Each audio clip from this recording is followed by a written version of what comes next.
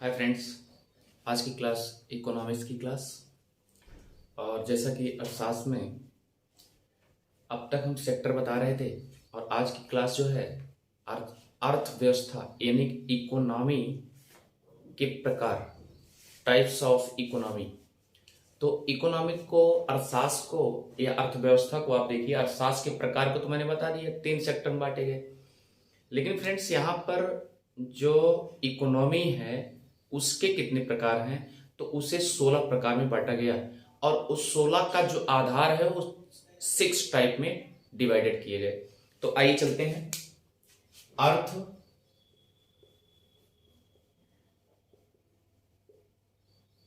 व्यवस्था के प्रकार, टाइप्स ऑफ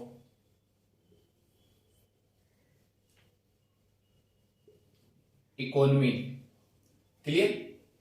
और फ्रेंड्स याद रखिए 16 टाइप्स यानी 16 प्रकार के।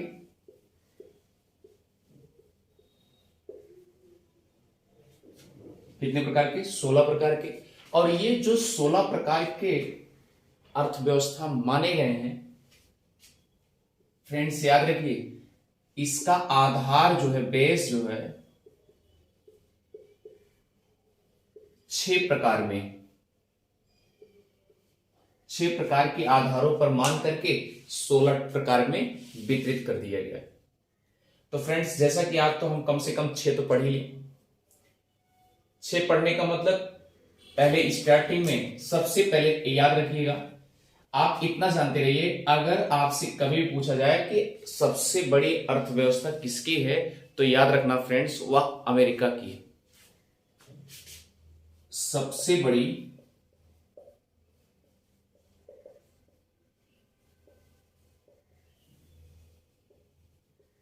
अर्थव्यवस्था किसकी है? वह है अमेरिका की।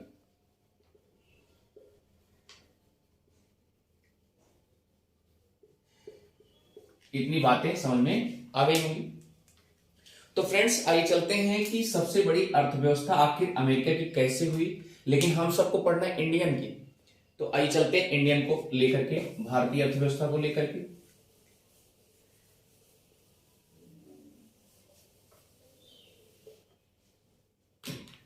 याद रखिए पहला जो है विकास के आधार पर,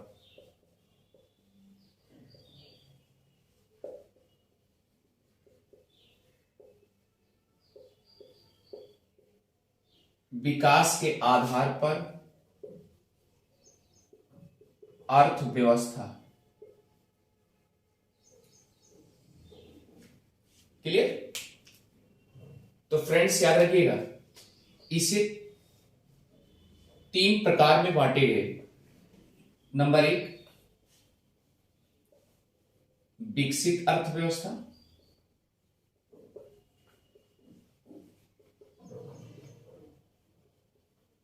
नंबर 2 विकासशील अर्थव्यवस्था,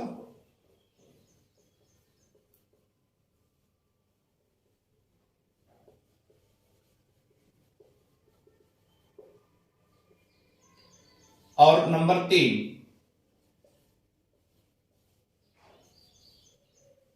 इसे आप चाहे तो रोमन में कर लें,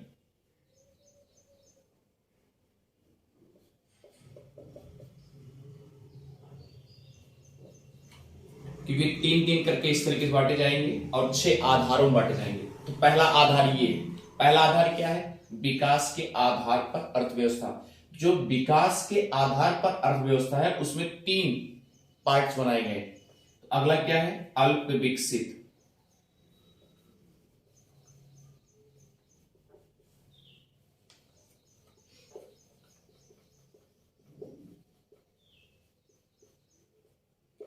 अल्प विकसित ये डेवलप्ड हो चुके हैं और ये डेवलपिंग हो रहे हैं, और ये क्या है? अल्प, अनडेवलप्ड जिसे कहते हैं। दूसरा कारण यह है कि अगर मान लीजिए विकसित माना जाए, कैसे माना जाएगा कि ये विकसित अर्थव्यवस्था है, ये विकासशील अर्थव्यवस्था है, ये अविकसित अर्थव्यवस्था, इसका चयन कौन करेगा? तो याद रखिए फ्रेंड्स, इसका आधार इनको कैसे माना जाएगा कि यह देश विकसित अर्थव्यवस्था में गया, कैसे माना जाएगा कि यह विकासशील अर्थव्यवस्था में गया, कैसे ये माना जाएगा कि अविकसित अर्थव्यवस्था में गया है। तो प्रत्येक वर्ष 1 जुलाई को चयनित किया जाता है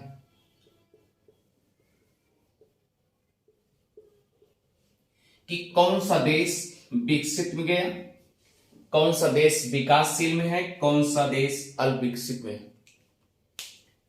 क्लियर? लेकिन ये चयन करने वाला कौन है आखिर, वह याद रखिएगा। इनका निर्धारण यहां लिखेंगे, इनका निर्धारण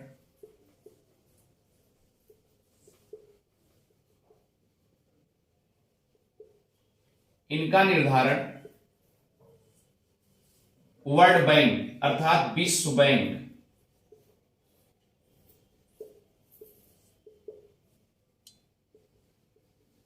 द्वारा निर्धारित किया जाता है।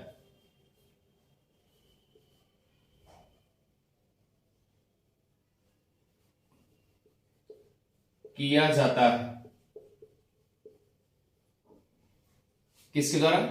वर्ल्ड बैंक के द्वारा।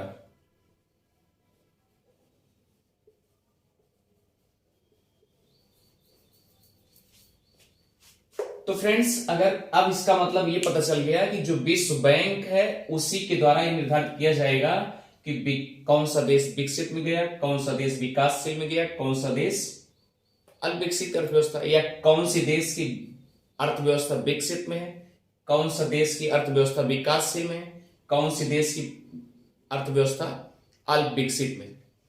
तो मुझे आपको इतने से डिटेल में समझना है। तो आइए चलते फ्रेंड्स, यहां लिखते जाइएगा, इसे डेवलप्ड बोलते हैं, इकोनॉमी लिखते जाइएगा, और ये डेवलपिंग हो जाएगा और अनडेवलप्ड। क्लियर?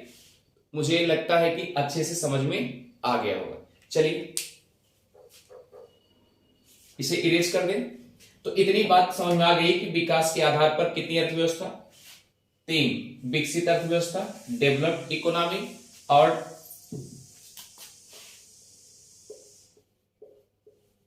डेवलप्ड या डेवलपिंग इकोनॉमी, और ये हो जाएगा अनडेवलप्ड।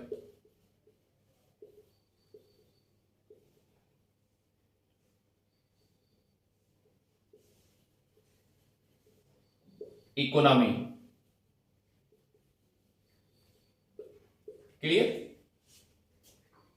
तो विकसित अर्थव्यवस्था और विकासशील अर्थव्यवस्था और विकसित। तो अब आइए चलते हैं एक एक करके, इसे डीपली में हम अध्ययन करते हैं।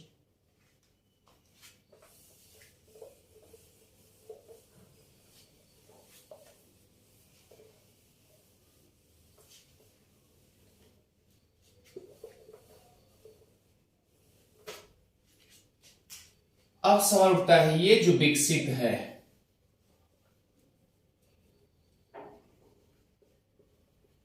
अर्थव्यवस्था, जिसे आप डेवलप्ड इकोनॉमी बोलते हैं,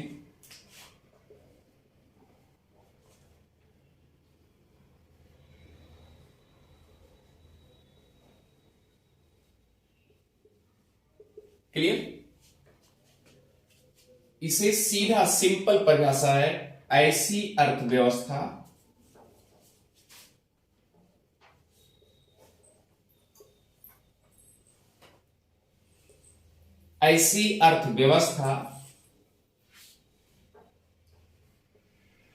या ऐसी अर्थव्यवस्था में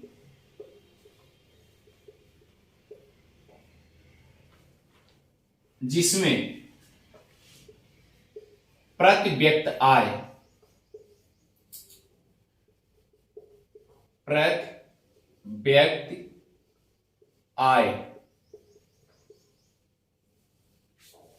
पर कैपिटल इनकम। क्लियर?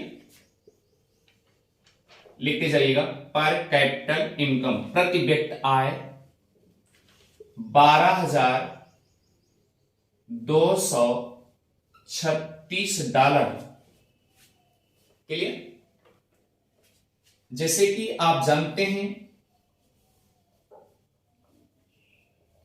दृष्टि के पीडीएफ में $12,337 से ऊपर बताया गया है।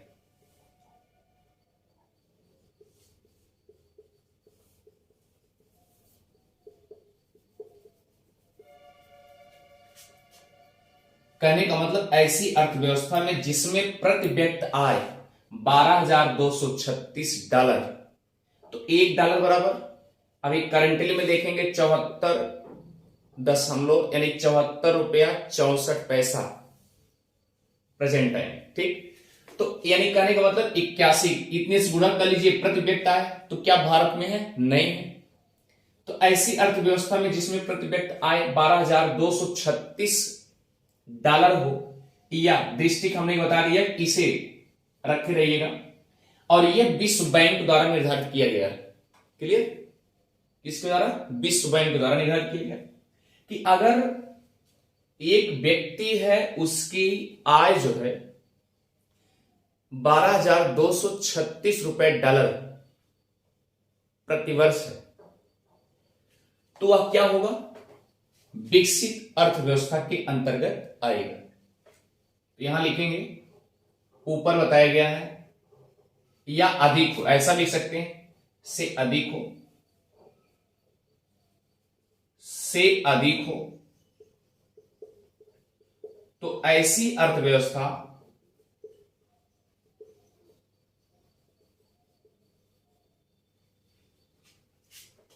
विकसित अर्थव्यवस्था होगी, या विकसित अर्थव्यवस्था के अंतर्गत आएगा।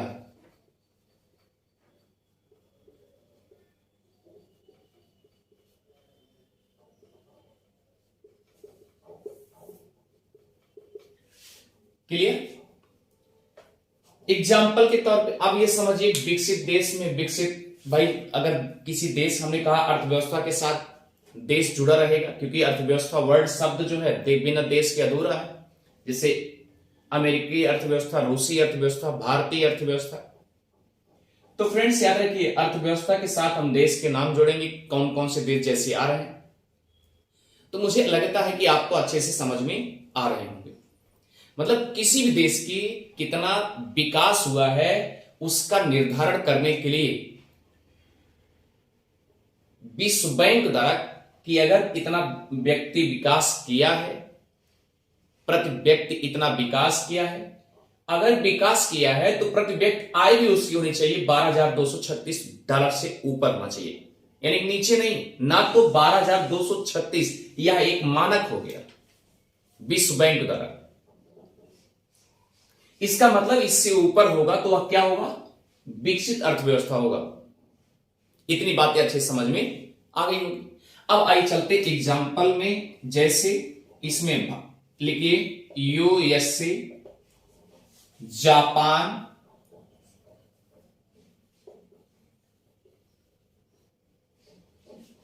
सिंगापुर, क्लियर, ब्रिटेन,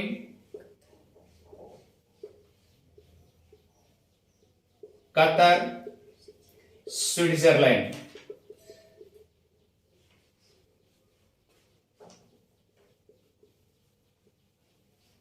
ETC इत्यादि, ये किस में आ जाएंगे? विकसित में आ जाएंगे। इसका मतलब यह है कि यूएसए और Japan, Singapore, Britain, Qatar, Switzerland, इन सब में जो प्रति व्यक्ति आय है वह $12,236 से अधिक होगा। इसीलिए ये देश इसमें आ गए, विकसित अर्थव्यवस्था में आ गए। इतनी बात अच्छे से पकड़ में आ गई होगी। अब अगला पॉइंट जो है विकासशील अर्थव्यवस्था, दूसरा।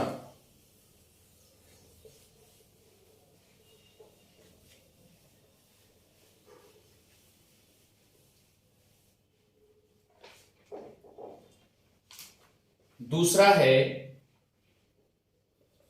विकासशील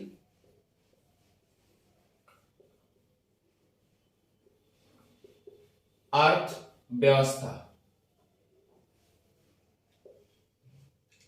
यानी डेवलपिंग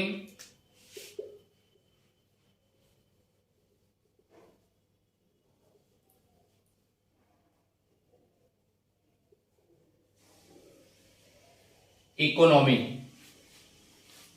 क्लियर?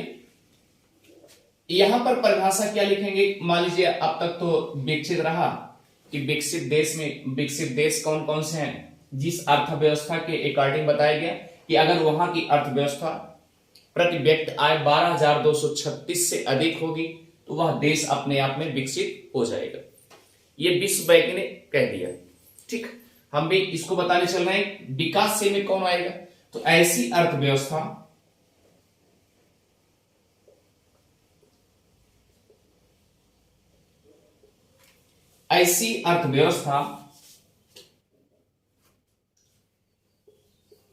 जिसमें प्रति व्यक्ति आय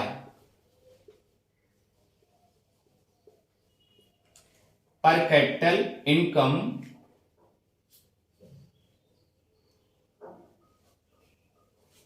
चले प्रति व्यक्ति आय 12,236 डॉलर से कम, या आप लिखा ले लीजिए 12,337 डॉलर से कम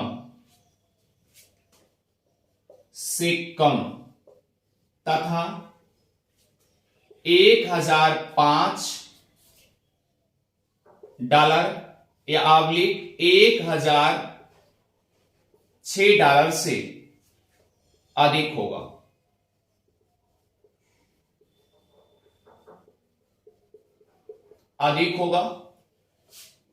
तो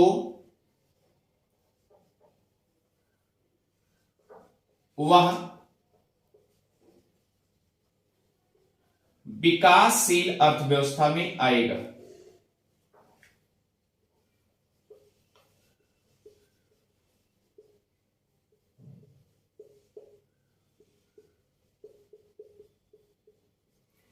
क्लियर? विकासशील अर्थव्यवस्था में आएगा। तो इतना तो अच्छे समझ में आ गया होगा कि विकासशील अर्थव्यवस्था। अब देखिए एग्जाम्पल के तौर पे अगर लेना चाहेंगे तो भारत की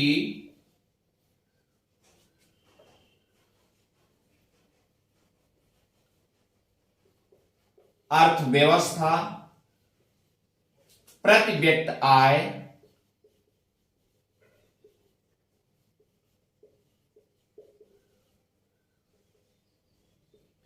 प्रति व्यक्ति आय 77 डॉलर है।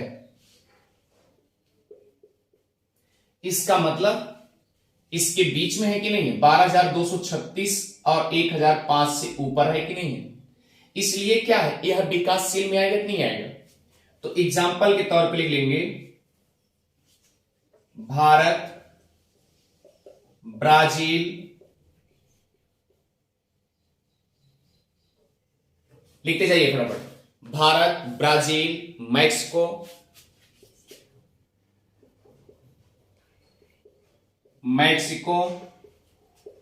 Malaysia, Thailand. क्लियर हो गया? और मलेशिया भी हो गया, फिलीपींस भी हो गया और टर्की भी हो गया।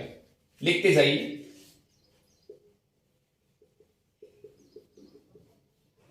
थाईलैंड, आगे टर्की, ईटीसी लिख लीजिए या इत्यादि लिख लीजिए। मतलब पर इनकम कितनी होगी? 12,236 से अधिक, सॉरी कम, और 1,005 से अधिक होगी तो वह किसमें आएगा? विकासशील अर्थव्यवस्था में। जैसा कि भारत का बता दिया गया कि 77 डॉलर है प्रेजेंट टाइम। तो अगर इतना है तो इसका मतलब क्या है? ये विकासशील अर्थव्यवस्था में है कि नहीं? ये अच्छे समझ में आ गया होगा। अब फ्रेंड्स याद रखिएगा, एक पॉइंट विशेष करके विकासशील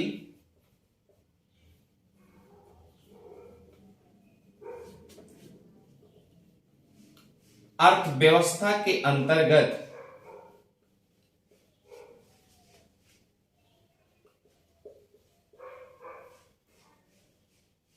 विश्व का 87% देश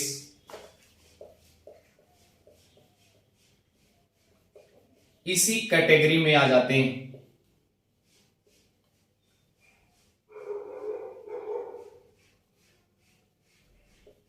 में आते हैं कितने परसेंट? 87% इसी कैटेगरी में आ जाते हैं।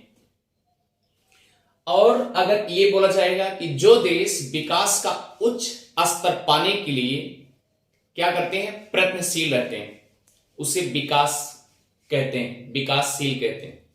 यहां लिख लीजिए, जो देश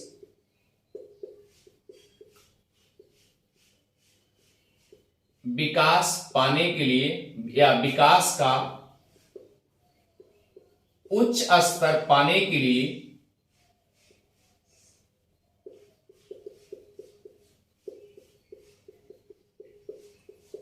लगातार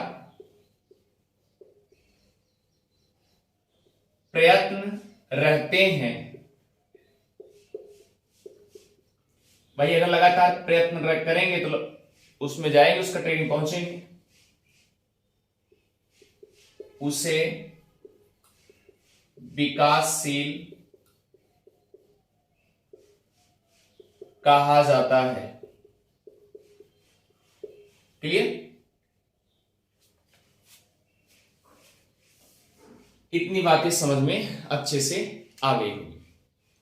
अब अगला पॉइंट जो है वह है अल्प विकसित अर्थव्यवस्था।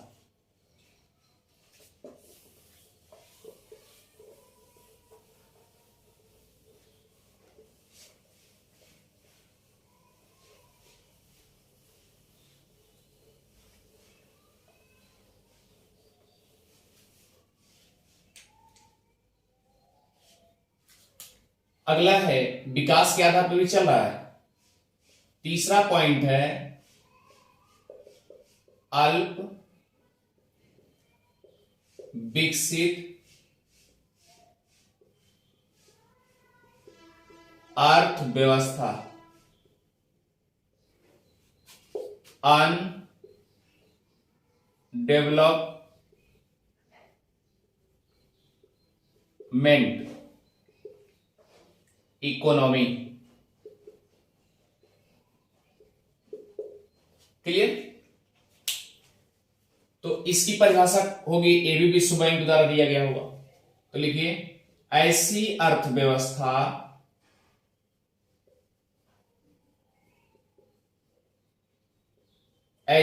अर्थव्यवस्था जिसमें प्रति व्यक्ति आय $1005 ऑब्लिक $1006 से कम होती है,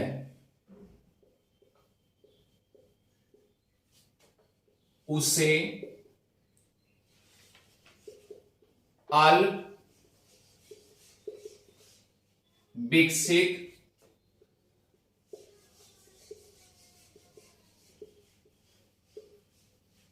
व्यवस्था के अंतर्गत रखा जाता है।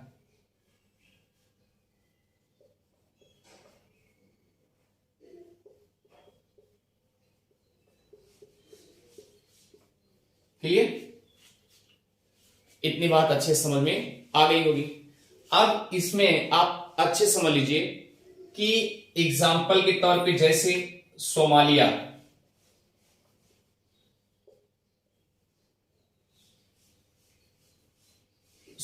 भी याद रखिए, सोमालिया को दो कैटेगरी में रखा गया है। सोमालिया पूर्ण आश्रित में भी रखा गया, एक दूसरे के ऊपर डिपेंडेंट रहता है, फुल्ली डिपेंडेंट रहता है। ठीक है, अब आगे देखिए, सोमालिया, चाड,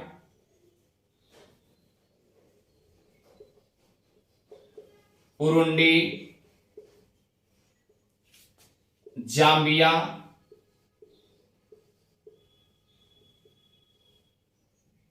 और गैम्बिया भी है, ETC लिख लीजिए, इत्यादि। क्लियर? यहां पर क्या है, इसका मतलब क्या है कि यहां पर व्यक्ति आय जो है वह $1005 से भी कम है। क्लियर? अगर ये $1005 से कम है तो ये क्या होगा, अल्प विकसित भी होगा। गैम्बिया भी है, नौरू भी है, तो ढेर सारे देश हैं। जैसे कि इसके पहले विकासशील में तो आ जाएंगे, आप समझ रहे हैं, बताया गया 87% के आसपास लगभग सभी देश पूरे क्या हो जाएंगे, विकासशील के अंतर्गत आ जाएंगे। इतनी बातें अच्छे समझ में आ गई होगी। तो अब चलते हैं, ये था प्रथम स्टेज, विकास के आधार पर अर्थव्यवस्था। क्लियर? तो आइए चलते हैं अब दूसरे टाइप, राज्य के आधार पर दूसरा आधार। पहला आधार था, मैंने कहा कि अर्थव्यवस्था 16 प्रकार के हैं, लेकिन उनको आधार बनाया गया 6 प्रकार का। तो 6 में हम दूसरे पायदान पे चल रहे हैं। दूसरा लिखिए, राज्य की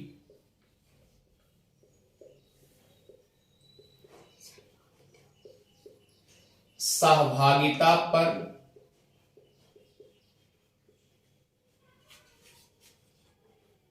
आधारित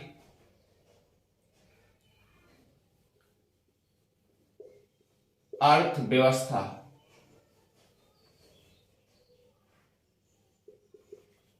क्लियर? इसको भी 3 भागों में बांटा गया। नंबर 1, यानी कि देखिए, राज्य की सहभागिता यानी ऐसी अर्थव्यवस्था जिसमें किसी देश की अर्थव्यवस्था में देश कितना पार्टिसिपेट कर रहा है या राज्य कितना हिस्सेदारी दे रहा है। तो कहने का मतलब इस पे आधारित कैसे कैसे व्यवस्था बनाई गई, तो इसे 3 प्रकार से बांटे गए, नोट करते जाइएगा।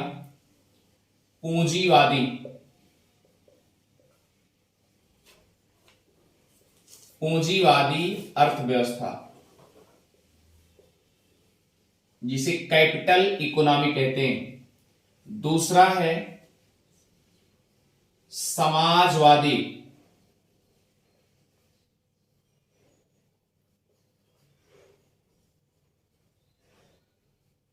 अगला है मिश्रित अर्थव्यवस्था।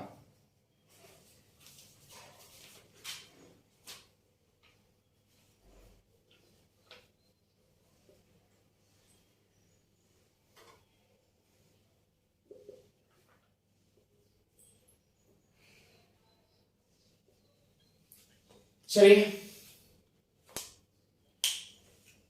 एक पॉइंट पकड़िए कि पूंजीवादी अर्थव्यवस्था क्या हो सकती है। जैसे वहां पर तो ये डाटा बता दिया गया है कि इतने से कम होगा तो विकास में जाएगा, इतने कम हो इतने ज्यादा होगा तो विकसित में जाएगा, इससे कम होगा तो अल्प विकसित में जाएगा। लेकिन यहां पर कैसे क्लियर करेंगे, यहां पर क्लियर करने का एक ही आधार हो सकता है। यहां पर ओवरऑल ध्यान दीजिए, जैसे पूंजी, इसका मतलब पूंजीवादी होगी तो स्वाभाविक सी बात आप दिमाग लगाइए, जिसके पास सबसे ज्यादा पूंजी होगी वही अपनी अर्थव्यवस्था अलग से चला सकता है। अगर उसके पास स्पेशल पूंजी है, जबरदस्त पूंजी है, अगर पूंजी लगा करके निवेश करेगा तो इसका मतलब बाजार भी अलग से बना सकता है। और अगर बाजार बनाया है तो आप दिमाग लगा सकते हैं, फिर वह बाजार से जो बेनिफिट होगा स्वयं क्या कर सकता है, लाभ भी अकेले लेगा। सही बात है। इसका मतलब एक दूसरा व्यक्ति एज ए सरकार के रूप में जो है वह उसमें दखलंदाजी नहीं दे सकता। अच्छा ठीक है, ये बात तो पकड़ में आ गई। अब बात आता है समाज। इसमें समाज में क्या, समाज मतलब सबका भला होना चाहिए। इसका मतलब ये होगा कि समाजवादी अर्थव्यवस्था में सरकार दखलंदाजी दे सकती है। और मिश्रित में पूंजीवादी और समाजवादी दोनों मिलकर के मिश्रित करते होंगे। वर्डों से देखिए आप समझ पा रहे हैं। तो ऐसे में ध्यान दीजिए, पूंजीवादी में इसलिए ऐसी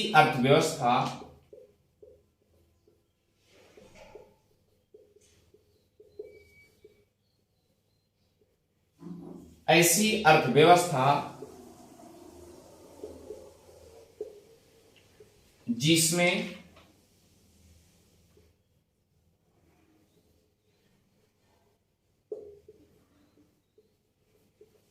पूंजीपतियों द्वारा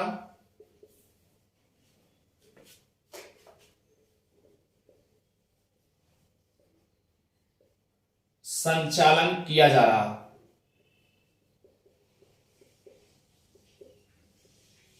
क्लियर? इसमें सरकार का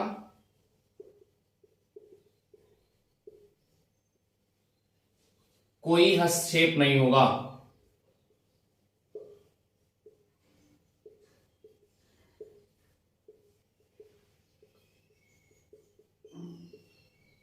क्लियर? सरकार का कोई हस्तक्षेप नहीं होगा। अच्छा, हमने आपसे बता दिया कि पूंजीवादी में जैसे जिसके पास जबरदस्त पूंजी होगी वो अपना स्पेशल क्या कर सकता है, बाजार बना सकता है। इसे बाजारू अर्थव्यवस्था भी कहते हैं, लिखते जाइएगा, इसे बाजारू अर्थव्यवस्था भी कहते हैं। निजी भाई पूंजी अगर अकेले लगाएगा तो अपने प्रॉफिट लेगा नहीं लेगा, निजी अर्थव्यवस्था भी इसे कहते हैं। और यह निजी लाभ के लिए भी बनाया है, निजी लाभ की अर्थव्यवस्था भी इसे कह सकते हैं।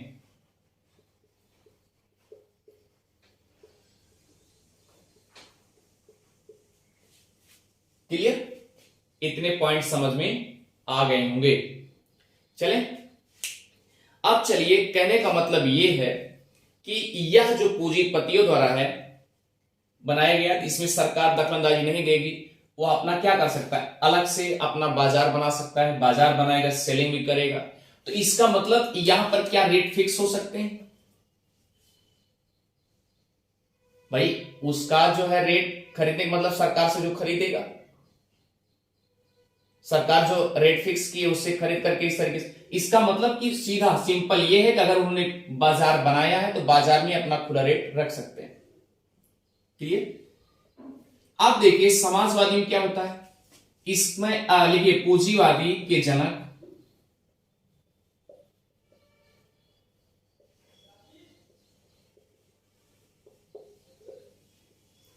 एडम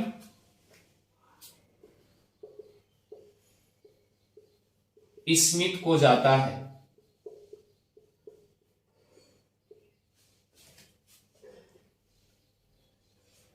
या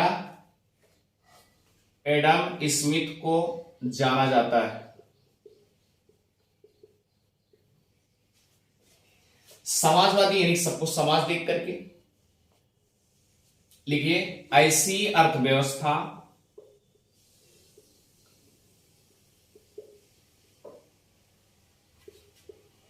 जिसमें सरकार का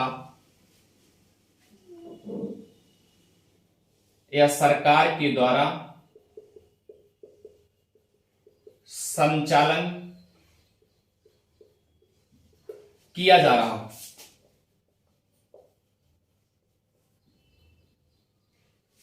क्लियर?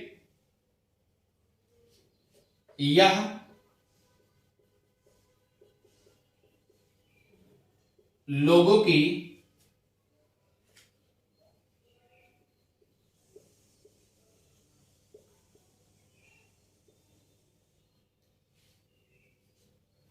आवश्यकता की पूर्ति पर आधारित है।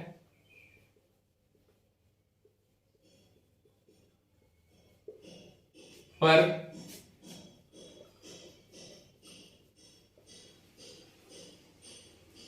लोगों की मांग पर आधारित नहीं।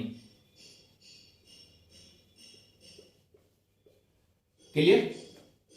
इतनी बातें समझ में आ गई होगी। अब पूंजीवादी अर्थव्यवस्था में आप अपना दिमाग लगाइए कि इसका मतलब पूंजीवादी, जिसके पास सबसे ज्यादा पैसा होगा, तो लगभग इसमें दुनिया में जो विकसित देश आ जाते हैं, जितने देश आते होंगे विकसित, तो फ्रेंड्स याद रखिए पूंजीवादी अर्थव्यवस्था में आ जाएंगे। एक पॉइंट और यहां नोट कर लीजिएगा कि लगभग, या ऐसे लिखिए पूर्णतया, इस अर्थव्यवस्था में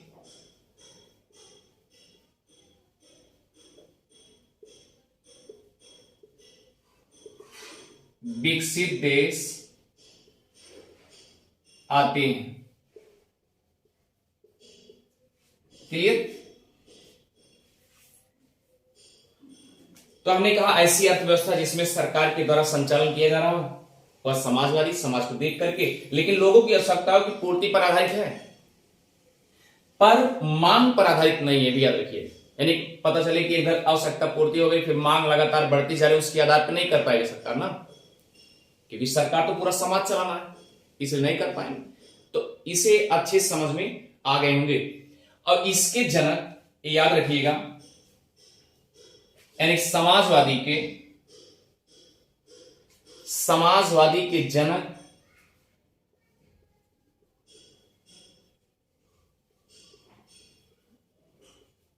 कार्ल मार्क्स हैं।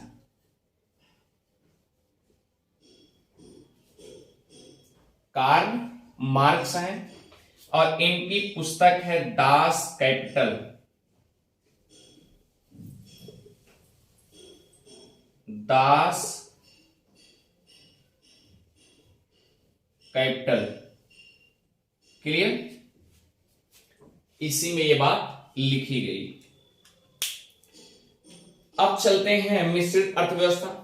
मिश्रित मतलब मिला जुला। यहां लिखते जाइएगा, ऐसी अर्थव्यवस्था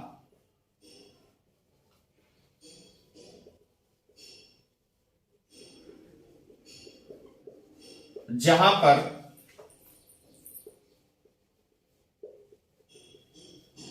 पूंजीवादी और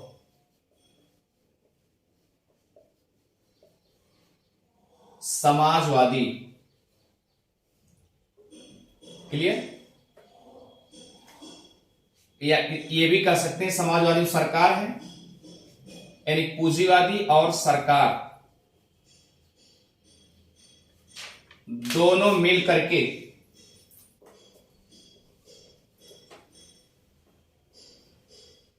मिलकर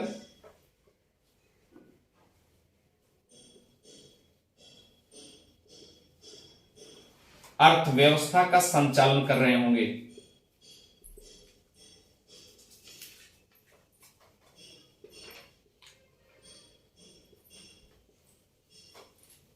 क्लियर?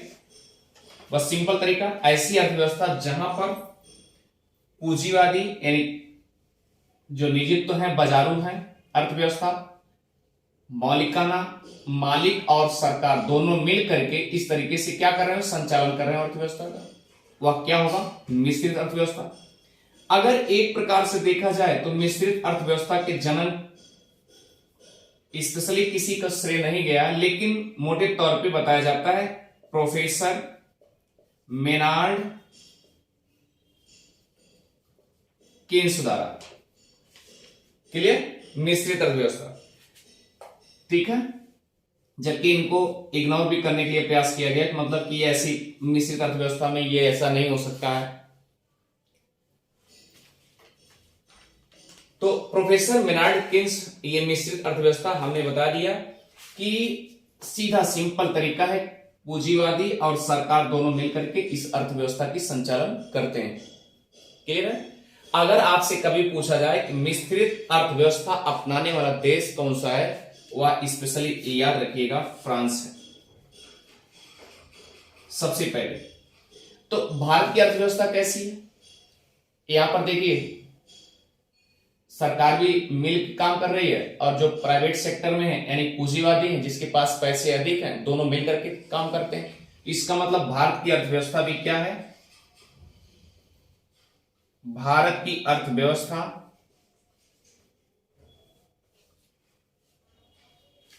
मिश्रित अर्थव्यवस्था है।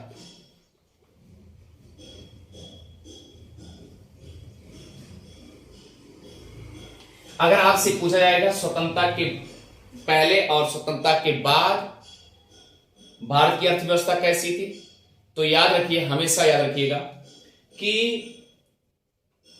मिश्रित ही अर्थव्यवस्था थी, यानी हड़प्पाई सभ्यता से लेकर के आज भी, क्योंकि भारत क्या है? कृषि प्रधान क्षेत्र है। कृषि प्रधान क्षेत्र है तो स्वाभाविक सी बात मिश्रित अर्थव्यवस्था होगी। और दूसरा कंडीशन है कि अगर मिश्रित अर्थव्यवस्था का संचालन जो किया गया उसका मुख्य उद्देश्य था कि सभी के लिए कल्याणकारी योजना का निर्माण करना। तो यहां पर ले लीजिएगा, मिश्रित अर्थव्यवस्था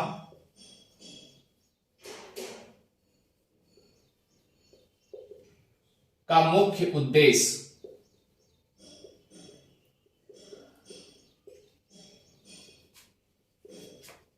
सभी के लिए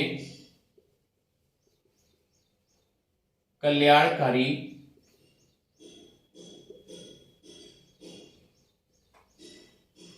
निर्माण का उद्देश्य था। क्लियर? या कल्याणकारी योजना, ऐसी योजना बनाएंगे जो कल्याण हो सके सभी का, यही मुख्य उद्देश्य था। अगला जो बात आती है इसमें अगर उदाहरण दिया जाए तो मिश्रित अर्थव्यवस्था भारत भी है, अमेरिका भी है और इंग्लैंड भी है, कनाडा भी है। तो ले लीजिए, भारत, अमेरिका, कनाडा, ब्रिटेन, ये सब क्या है? मिश्रित अर्थव्यवस्था है।